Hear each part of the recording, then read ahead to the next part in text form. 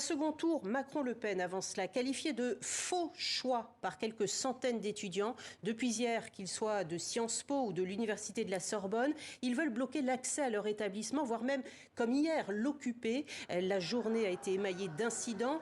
Karine Henry, vous vous trouvez à Paris, place de la Sorbonne, justement. Où en est cette mobilisation à l'heure où on se parle ? Mais écoutez Isabelle, on peut dire que le mouvement cherche en quelque sorte un second souffle. Une assemblée générale était prévue à la mi-journée, mais peu d'étudiants se sont rendus ici, place de la Sorbonne. Si peu, une quarantaine environ, que l'assemblée générale s'est transformée en comité de remobilisation. Alors là, un étudiant vient de quitter les lieux, un étudiant me disait qu'ils allaient faire justement une assemblée générale à l'université de Nanterre. Alors je vous rappelle que la Sorbonne a été occupée, bloquée pendant près de 30 heures depuis mercredi après-midi. Les derniers occupants ont quitté les lieux cette nuit dans le calme, mais plus tôt dans la journée, jeudi, des incidents ont éclaté entre les forces de l'ordre et les étudiants quand ceux-ci ont voulu entrer de force dans la faculté.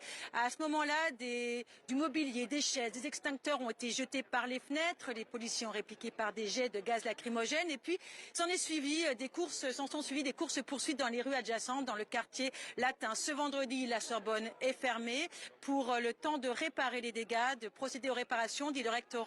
Le quartier est complètement verrouillé par la gendarmerie. Les cours sont dispensés en distanciel, mais un étudiant me disait que certains professeurs refusaient de se plier à cette mesure. Voilà le calicot, ni Macron ni Le Pen, la politique du nini. C'est ce que revendiquent ces étudiants ?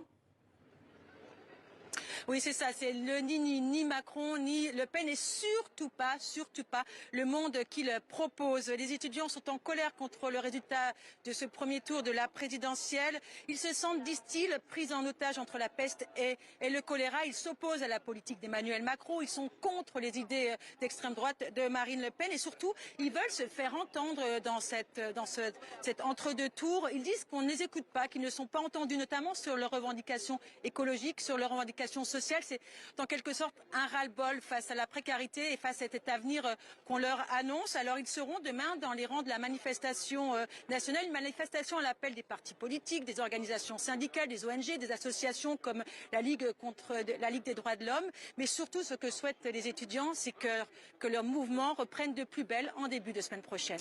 Merci beaucoup, Karine.